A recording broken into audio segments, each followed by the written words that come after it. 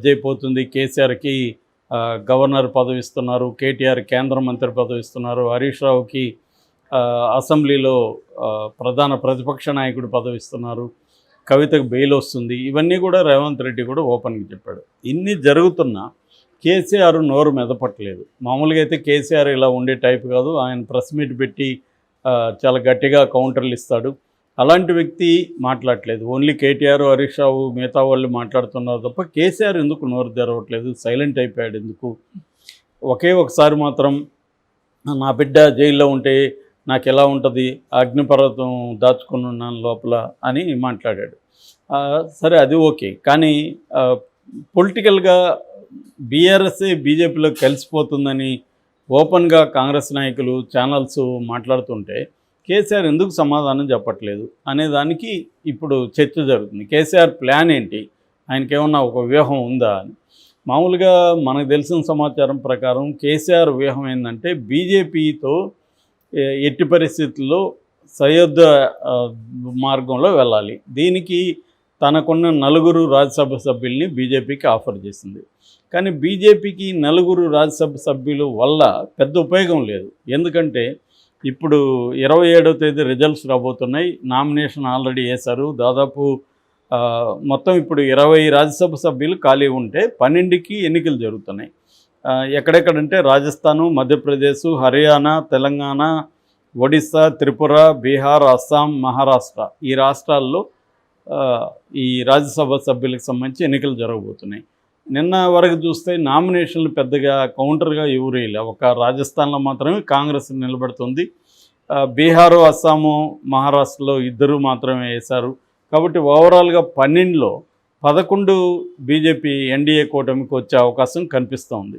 ఇప్పుడు రాజ్యసభలో ఉండే 237 సీట్లలో 87 ప్రజెంట్ ఉంటే బీజేపీకి 97 వచ్చే అవకాశం ఉంది. నామినేటెడ్ సభ్యులతో కలుపుకుంటే 104 వచ్చే అవకాశం ఉంది. ఓవరాల్గా ఎన్డీఏకి 119 వరకు వచ్చే అవకాశం ఉంది. అంటే దాదాపు మెజారిటీకి దగ్గరగా వాళ్ళు వచ్చేస్తారు. వచ్చేసినప్పుడు ఇటు జగన్ అవసరం వాళ్ళకి లేదు, ఇటు కేసీఆర్ అవసరం కూడా వాళ్ళకి లేదు. సో లేనప్పుడు కేసీఆర్ ఇంకేం ఆఫర్ చేయగలుగుతాడు, కాబట్టి మెర్జ్ చేస్తాడు అనేది అందరూ కూడా లాజికల్గా చెప్తున్నమాట. సో మెర్జ్ చేయకుండా ఎన్డీఏలో కూటమిలో నేను చేరతాను అనడం వల్ల వాళ్ళకేమైనా ఉపయోగం ఉందా బీజేపీకి అంటే? ఒక రకంగా తెలంగాణలో ఉపయోగం ఉండొచ్చు. ఎందుకంటే ఇప్పుడు తెలంగాణలో ఒక రకమైన 3 ముక్కలుగా చీలిపోయినాయి పార్టీలు. 3 పార్టీల మధ్య ఉంది. ఎంఐఎం అని పక్కన పెడితే కాంగ్రెస్, బీజేపీ, బీఆర్ఎస్కి కూడా మనం ఏం తక్కువ అంచనా వేయలేము. వాళ్ళు కూడా 39 సీట్లు అనేది తక్కువ ఏమి కాదు. సో జస్ట్ 1.5% వరకే వాళ్ళిద్దరి మధ్య తేడా కూడా కాంగ్రెస్కి. సో బీజేపీ బీఆర్ఎస్ కానీ కలిస్తే అది మెర్జ్ అవుతుందా, ఎన్డీఏలో చేరతారనేది పక్కన పెడితే కలిస్తే ఖచ్చితంగా విన్నింగ్ అవకాశాలు కూటమికి ఉంటాయి.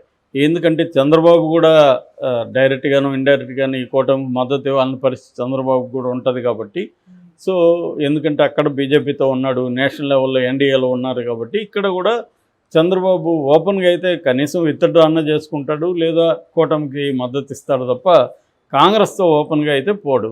కాబట్టి ఆ రకంగా తీసుకున్నప్పుడు వీళ్ళకి మద్దతు పెరిగే అవకాశం ఉంది. వీళ్ళు అధికారంలోకి వచ్చే అవకాశం కూడా ఉంది. ఎందుకంటే ఈ 5 ఏళ్లలో కాంగ్రెస్ ప్రభుత్వం చేసే తప్పుల్ని చేయొచ్చు. రెండోది రేవంత్ రెడ్డిని కేసుల ద్వారా కట్టడి కూడా చేయొచ్చు. ఆల్రెడీ రేవంత్ రెడ్డి మీద స్వచ్ఛ బయో అనే ఒక సంస్థ వాళ్ళ తమ్ముడిది, దాంట్లో నుంచి 1000 కోట్లు ఇక్కడ పెట్టుబడులు పెడుతున్నారు అని నిన్న ఒక బీఆర్ఎస్ నాయకుడు ఈడీకి కంప్లైంట్ ఇచ్చాడు. అంటే దీని వెనక బీజేపీ కూడా ఉందా అని ఒక డౌట్ వస్తుంది. రేవంత్ రెడ్డిని ఆల్రెడీ ఓటుకు నోటు కేసులో ఆయన ఉన్నాడు. ఇప్పుడు దాంతోపాటు ఇలాంటి కేసులు కూడా ఇంకో 2-3 పెడితే రేవంత్ రెడ్డి కంట్రోల్లో ఉంటాడు అనేది కూడా బీజేపీకి ఉంది. అలాగా రేవంత్ రెడ్డిని కేసుల్లో ఇరికించడం, కాంగ్రెస్లో ఏమైనా చీలిక సాధ్యమైతే అది చేయడం, తర్వాత బీఆర్ఎస్ బీజేపీ కలిసి ఇక్కడ ఎన్నికలకు వెళ్ళడం, ఈ వ్యూహం బీజేపీకి హెల్ప్ అయ్యే అవకాశం ఉంది. సో అందుకని కేసీఆర్ సైలెంట్గా ఉన్నాడు. రెండవది, నెక్స్ట్ మంగళవారం బెయిల్ విచారణ జరుగుతుంది. ఎందుకంటే ఈడీ కౌంటర్ వేయలేదు, మొన్న కౌంటర్ వేయలేదు. కాబట్టి ఈడీని కౌంటర్ వేయమని సుప్రీంకోర్టు చెప్పింది. సో ఈ బెయిల్ విషయానికి సంబంధించి మామూలుగానే ఈడీ ఎలాంటి కౌంటర్ వేస్తుంది అనేది కూడా ఆసక్తికరం. ఎందుకంటే ఇప్పుడు కానీ మెర్జికి సంబంధించి కానీ ఆల్రెడీ చర్చలు కానీ నడిచేసి మెర్జీకి ఇద్దరు కూడా అంగీకారం వచ్చుంటే మాత్రం ఈడీ గట్టిగా వ్యతిరేకించదు, ఏదో నామకే వస్తే వ్యతిరేకిస్తుంది. ఆల్రెడీ సుప్రీంకోర్టు కూడా ఎలా ఆలోచిస్తుందంటే ఈ కేసులకు పిఎంఎల్ఏ చట్టానికి సంబంధించి ఏ చట్టమైనా కూడా ఇండియాలో కాన్స్టిట్యూషన్కి లోబడే ఉండాలి.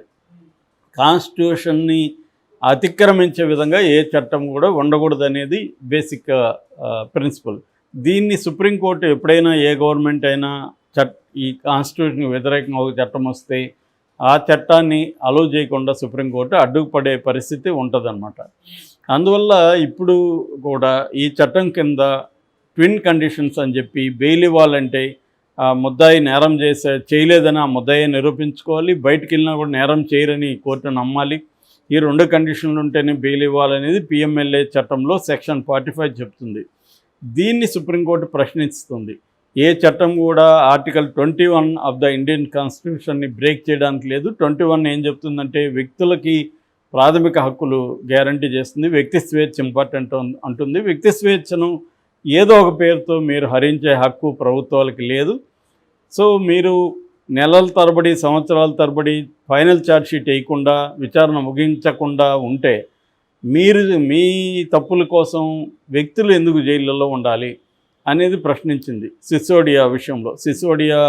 మనీష్ సిసోడియా ఢిల్లీ ఉప ముఖ్యమంత్రి, ఆయన 15 నెలలుగా జైల్లో ఉంటే వీళ్ళు ఛార్జ్షీట్ లేకుండా అనుబంధ ఛార్జ్షీట్లు వేసుకుంటూ కాలం గడుపుతున్నారు అన్న యాంగిల్లో ఆయనకి బెయిల్ ఇష్యూ చేసింది. మేబీ అది కండిషన్ బెయిలే కావచ్చు, కానీ బెయిల్ అయితే వచ్చింది.